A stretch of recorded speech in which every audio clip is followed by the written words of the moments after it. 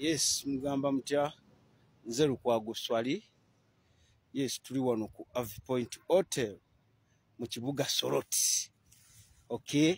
So, abana Uganda engeri yokka gye tuyinza okutwala Nakyemalira ono Museveni kwe kwegatta. Tukirize ti colonial mistakes zakolebwa naye Omuganda okujjako ono omusajja omugwira akayiringo ka Museveni. Oyina okwegatta n'Omuteeso, oyina okwegatta n'Omunyankole, oyina okwegatta n'Omukyoli, oyina okwegatta n'Omulango. Tulabenga tutwala omusajja ono kuba atukikinaddeko lino lyonna ebbanga olw'okuba twagaana okukola ki? Okwegatta. Mu kwegatta mwe tusobola okukola ki? Okumuwangula. Okay, kyova olaba ba apologists be bali kukuba ekintu ky'obwegasi nti Bobi Wine wagenda ne yeegatta n'Akena. Ekyo bajja kikuba kati let us take a leaf from Kenyan politics. We bali balwanisa Nakyemalira Daniel Arap Moi waliwo Kedi Kenya Ford Asiri Ford Kenya n'ebibiina ebirala ebyenjawulo. Kati aba Ford Kenya Ford Asiri n'ebibiina ebirala abaali nga mu opposition nga balwanisa Moi we bagatta obululu bwabwe ne balaba nti buba businga ku Moi bwaba kubisa ne bagamba no, let us embrace the politics of alliance system. Kati wano akayiringo kabadde kakikuba ngera nawe tugezaako okwegatta okuva ku mulembe gw'Obote gwa Mzee Paul Kawanga Ssemwogerere kuba Mzee Paul Kawanga Ssemwogerere yagezaako okwegatta n'aba UPC. Era aba propagandist ba Kayiringo Museveni ne bagamba aha Obote manya Ssemwogerere ne Cecily Ogwalo baagala kuzza Obote batemetema Abaganda. You get? Hati Bobi Wine akikommezaawo. Sinaba kukakasa ebbaluwa eyo gye bagamba nti akayiringo k'amayiga ke kaagiwandiise. Sinaba gikakasa. Kuba ngenze ku official page zaake za Twitter gye kambulookinga. Okay? Sinabirabayo. Abana Uganda ne Kabaka Muteesa kennyini ng'ajja mu by'obufuzi yakimanya nti Uganda was a forceful amalgamation okugatta amawanga ag'enjawulo okukola Uganda. Era naye yali alina okukola omukago. Kati omukago we muba muganya ogukola formally in an official way. Kibanda ye abagambye kaagukole mu Rabadaba style. Okay? Wagenda ngo adumira abalanga abamanyi Akena. Wagenda e Busoga adumira abasoga abamanyi era tamuyisa mu maaso Mama Rebecca Kadaga. Wagenda mu Eastern Uganda oba tugeze ng'eye Mbale adumirayo abeera amumanyi era amulicognizinga mu mbeera eya Sseruganda n'okulabanga twegatta tutwalani Nakyemalira. Ford Kenya Ford Asiri we byegatta ne bakola omukago era omukago ogwo gwawangula Daniel Arap Moi ne baleeta Mwai Kibaki. Mwai Kibaki nafuka president wa Kenya. Bano basebugwawo bano ba Museveni be bali ba architecture ba Kabaka yekka. That was a mere marriage of convenience. Okay? Baleeta Muteesa okuwangula ba Beni Kiwanuka. Ba Beni Kiwanuka. Manyi Beni Kiwanuka yasomera Bungereza ne bamuteekamu ideas ez'okukyawa Obwakabaka. Kyo nakyo mukimuteekeko. Nzinga are taking a time to study what history is all about, what our history was about. Obote Beni Kiwanuka, the mistake he made was to be anti-kingdoms. Era yajja mu style kubo Obwakabaka kano Obote kone kagamba wano mu Uganda. You cannot rule Uganda without Buganda, and it is problematic to rule Uganda with Buganda.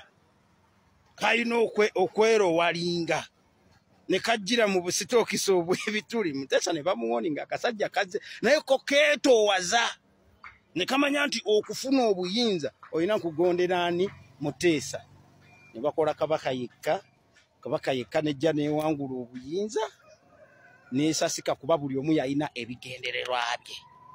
Era ekimu ku kiremesezza alliances mu Uganda nti buli we tugezaako zikola buli omu ajja n'ebigendererwa bwe. TDA Odinga ne Kofi Annan batuuka kukwata Besigye n'amama Mbamazi ne babatwala e London ne basisinkana David Cameron ne bagamba mwegatte mukole ekibiina. Museveni n'akwata ssente n'aziisa mu Besigye muba Odongoto gwe baawa ssente n'agenda n'ayonoona TDM meeting eyali e Bugolobi. So the only way we can host Kairingu terrorist Museveni out of power is by coming up with alliances. Leave alone this people power movement. Okay?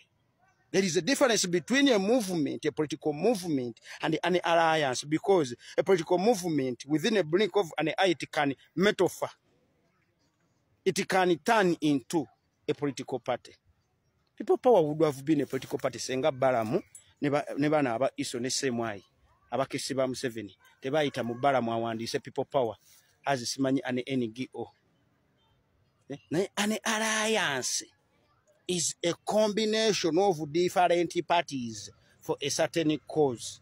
Mainly okujjako na kyemalira oba okukyusa obukulembeze. NASA Azimio la Umoja. Ate esasika. Buli muntu walabanga ebiruubirirwa bwe ebyamutwala mu alliance eyo tebituukirizibwa. Tovola ba Martha Karua we yalabanga Odinga ne Ruto nga kuli sikuni za abakase okolagana awamu. Kuba n'ekyo ekiwandiiko ekyo ekya handshake ey'okubiri. Ruto yagamba no handshake. Kuli sikuni ziyajja. Yagenda ku Saturday ku Sunday ne balangirira. We yabakaka Martha Karua alliance n'agivaamu. Okay, the only way we can save Uganda is by embracing politics of alliances. Your Excellency Robert Kyagulanyi Ssentamu Bobi Wine. But it is very difficult to come up with political alliances because the Kairingu terrorist created its own political parties that it funds directly. You understand? Kekazi fundinga, kekabiteka mu sente bibina by'ebyobufuzi. Era olaba biba so sounding when it comes to the electioneering period. Ezimu ku nsonga eziremeseza alliances obubiina bw'ebyobufuzi obuliwo a creation of Museveni kyova olaba president yagambye takkaanya na previous collaborations of Akena ne Kairingu Museveni.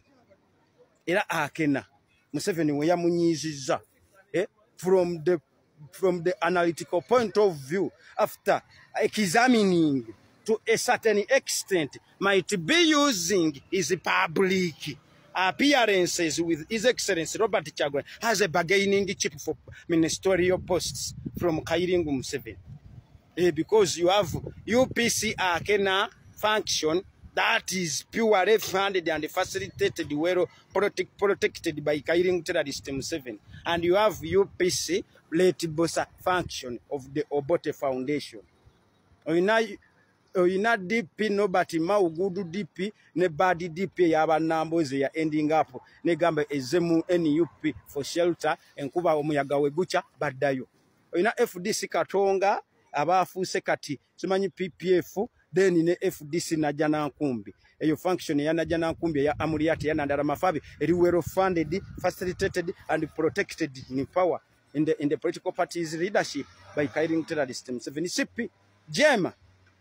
So in such political parties, there is no way you can forge an alliance or any alliances because we funded. And for them, they already made their 5 political party alliance. Nobody mauje yabagamba ko mbuye genda ku driving a transition. Museveni cannot drive the narrative of a transition. Our driving a succession. Yet our demand is all about a transition from Museveni's family junta rule to a Ugandan indigenous, Ugandan-based leadership. Nasibia bino bya kibulinga Museveni omugwira wabadatukola. So we have to embrace unity in whichever way. Tribe emu yokka oba region emu yokka tegenda kujja ku Kairingu Museveni. Tulina okwegatta zo era crucial regions like Uganda. Uganda is so crucial in determining who should lead Uganda. Chibabagamba nti abaganda bankwe, that is a stereotype. Eyatekebwawo abafuzi b'amatwale nga bwe babagamba nti Mwanga muli wa bisiyaga, Mwanga we yagano balago omwana we bali baagala okumutta bamugyewo bamusisize omwana we. Ababangereza n'abatebuka. So baze babituteekako ebyo naye tugume tukkirize twafunye Kyagulanyi Sentamu Bobi Wine nze Lukwago